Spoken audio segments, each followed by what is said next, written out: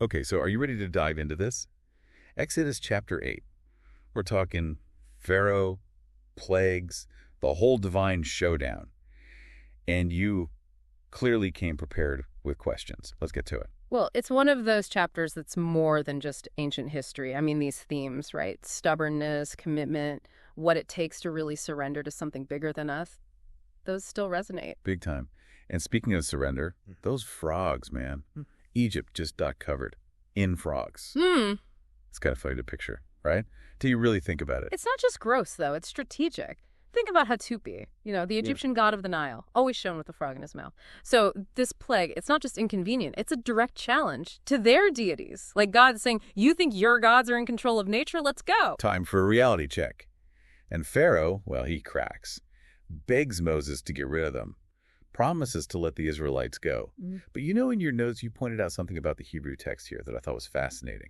Oh, yeah. It suggests God already knows Pharaoh's going to back out the second the coast is clear. Like, it's already a done deal, this cycle of stubbornness. Which is so human if you think about it. Yeah. Haven't we all been there? Panic sets in, you make all these promises to whoever or whatever Yeah. you think is in charge. But then, crisis over, poof, promises gone. It's convenient faith, right? Like those folks who get back into religion after, say, a health scare. But as soon as they're better, back to their old ways, true change takes a deeper shift. And that's where Pharaoh really messes up. Frogs are gone, he gets a little peace, and what does he do?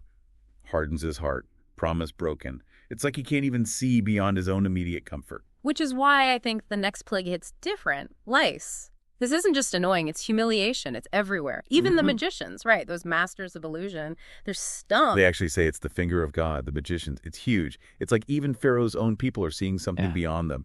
Totally. But Pharaoh still tries to bargain. To meet God halfway. Go ahead, worship your God, he says to Moses. Just do it here in Egypt.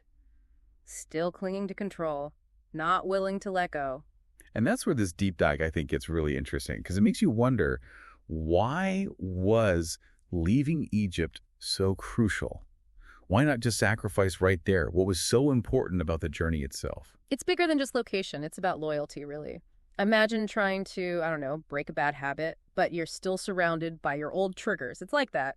Leaving Egypt wasn't just escaping slavery. It was about walking away from those idols, the influences that kept pulling them from their commitment, like trying to start fresh, right?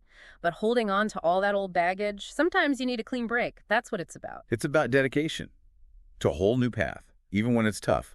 But Pharaoh just can't seem to get there. A little bit of, okay, fine, but then, nope, not that. Right, and so it's not just discomfort anymore, it's disruption. Wild animals, and not just like a couple flies, right? The whole natural order is messed up. Chaos everywhere in Egypt. Imagine that for a second, though. Your life is totally turned upside down. Your home, your land, those sacred places you were talking about, all overrun. And Pharaoh, he's supposed to represent order, but he's lost control. And yet, he tries to bargain again. Go ahead, he says to Moses, worship your God. But then, what? Just don't go too far. Still calling the shots, not willing to admit there's a bigger power at play. Talk about missing the point. Bargaining during a hurricane. But Moses doesn't budge. There's no cutting corners when it comes to really obeying, to doing what God's asking. It's kind of amazing to see, actually, this glimpse of what faith looks like in the middle of all the drama. Remember, while Pharaoh's busy bargaining, the Israelites, they're going through it too, right? The plagues. But Goshen, their land, that's different. For the first time, there's a difference, a safe space, right in the middle of the chaos. Like a visual, almost, Doesn't matter how crazy things get around us, there's that protection. When we're connected to something bigger. Yeah, totally. Like a reminder. God's faithfulness. The world feels like it's falling apart, but if you stick to your commitment, there's still that sense of peace, security. It makes Pharaoh's little back and forth act even more frustrating, though. You can only tap into that peace when it's convenient, when things are bad, but as soon as there's a break, back to his old ways. And that's the thing, isn't it? Temporary versus lasting. Pharaoh, he just wants the plagues gone, focused on getting rid of the symptoms. But he's totally missing what's causing it. Just reacting, not really changing. It makes you think, are we any different? We get caught up in the everyday stuff and those bigger promises, values we're supposed to be building on. Totally forget about them. And that brings us to a turning point in the story, the boils. Boils, though. Yeah.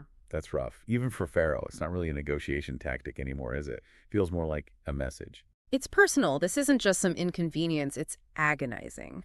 And everyone's going through it, and that's the point, I think. Up to now, it's been about Egypt's stuff, right? Their order. But the Boyles, it's them. The people. Even those magicians who thought they could handle God's power. Like saying, okay, let's see who's really in control here. No more bargaining. Right, no tricking your way out of it. Just shows you can't go up against that, God's will. But then Pharaoh, he still doesn't break. He's in pain. His people are hurting.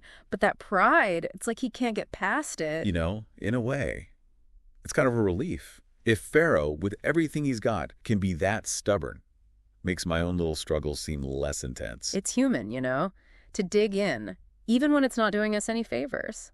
But it does make you think, what's it going to take for us? What'll make us finally say, okay, I'm letting go, putting my trust in something bigger?